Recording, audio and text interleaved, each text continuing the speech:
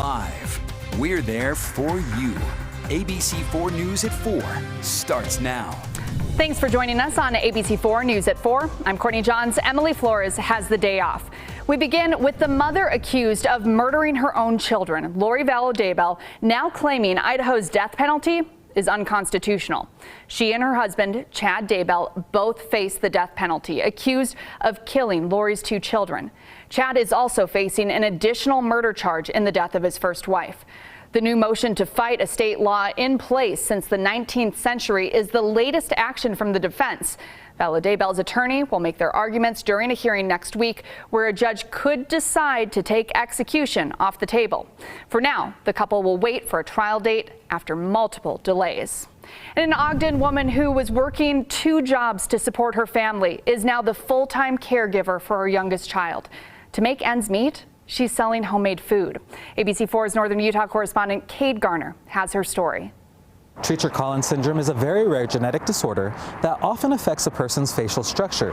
But for one Ogden family, it's part of their everyday life, and they hope by sharing their story, others will be a little more sympathetic to those who are different.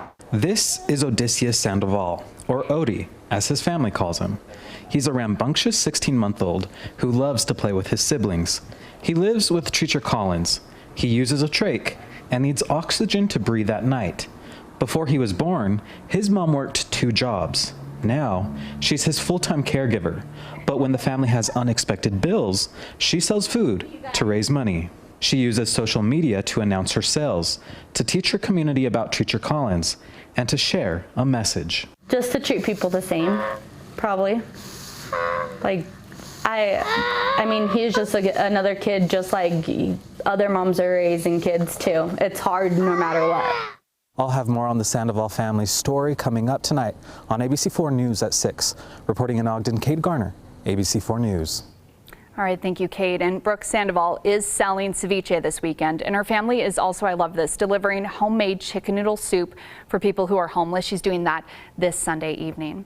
All right, let's check in with ABC4's Pinpoint Weather Forecast with Chief Meteorologist Alana Brophy. A busy 24 hours for you. Courtney, it was a snowy morning. We knew that storm was going to come in and pack a punch, and it did just that. Now, we definitely know that the mountains picked up healthy snow, but we saw it in our valleys, too. We start with our live look from Alta, where they picked up over a foot as that cold front swept through. We saw rain in the valleys transition to snow. Isn't that pretty to see? Our mountains just looking gorgeous, and we love the water whenever we can get it. 13 inches at Snowbird. Brighton picked up just shy of a foot. 9 inches at Solitude and Park City, getting 7. Okay, the valleys did very well as well, and we were dealing with some commute issues. Now it's just cold air that's left behind. We've got 20s and 30s along the Wasatch Front, just above freezing in Salt Lake City. The sun is shining, so you don't necessarily feel that, but it's definitely a departure from the 50 degrees we were at 10 o'clock last night. 59 in St. George at this hour. Those temperatures are going to continue to drop heading into the overnight. High pressure wants to set up, and it does. It just doesn't stick around for very long. The reason why and what to expect for your weekend coming up in my full forecast in just a few moments. Courtney, back to you. All right, sounds good. Thank you, Alana. And that snow we saw this morning made conditions pretty dicey for drivers in Utah County. Lots of plows focused on I-15 as Utahns got ready to head to Las Vegas for the Pac-12 championship. And ABC4's Kayla Baggerly has been covering that all day. Well, right now we're seeing very clear roads here in Lehigh. This is a stark contrast to the ice and slush that was there earlier this morning. Now, I did speak with several drivers in Utah County who said that weather impacted their morning commute, making the roads quite slippery. I'm gonna slide. Definitely gonna make it to work in about an hour and a half, longer than expected. Definitely taking my time. Slick and slushy. Those are the words drivers in Utah County used to describe the roads this morning. Yeah, I'm up and late in, and there was about 5 inches on my car this morning, so that was fun. Here's video of just what I-15 in Lehigh looks like early this morning, around 3 a.m. You can see huge blankets of snow and heavy winds, making for a difficult commute. But within hours, as the storm lightened up and plows worked on the roads, it started to clear up. But UDOT says to still take precautions. Where you may be traveling in areas that you're seeing black pavement and clear roads, it could be different just up the road a little ways. So always slow down and drive extra cautiously.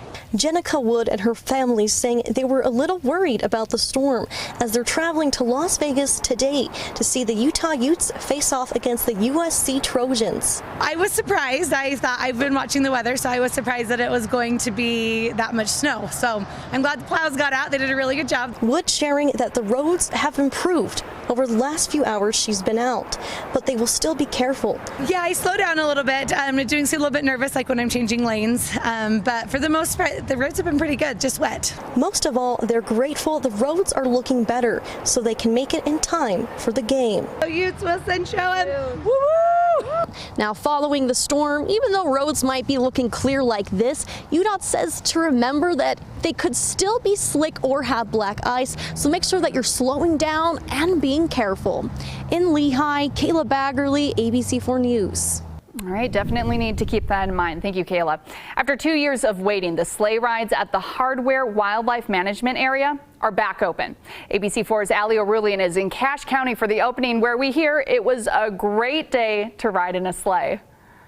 Yeah, you can see coming in behind me, we have these big old horses carrying these visitors for these sleigh rides to see just hundreds and hundreds of elk coming down the mountain here at Hardware Wildlife Management Area. This is the first year since 2019 that you can take a sleigh ride at Hardware. In 2020, they had to cancel the sleigh rides due to the pandemic. And last year, they had to cancel them due to the drought. DWR says they were not able to produce enough hay to feed the number of elk you usually see during a sleigh ride.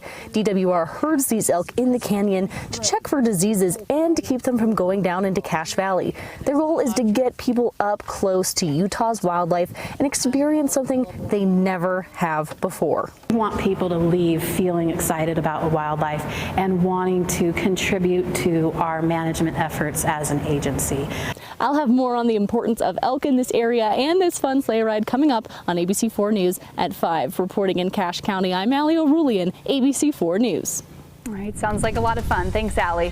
Still ahead, a shocking story of resilience. We have the exclusive interview with the man who had to tread water in the Gulf of Mexico for 20 hours. How he managed to survive, next. And don't forget, ABC4 is there for you, and getting your news has never been easier. Just download the ABC4 News app by scanning the QR code you see on your screen. Once you scan that code, it will take you to your phone's app store. And before we head to break, let's take a live look at Snow Basin. Gorgeous day out there, plenty of snow, lots of snowboarders and skiers enjoying that area. Stay with us, ABC4 News at 4. We'll be right back.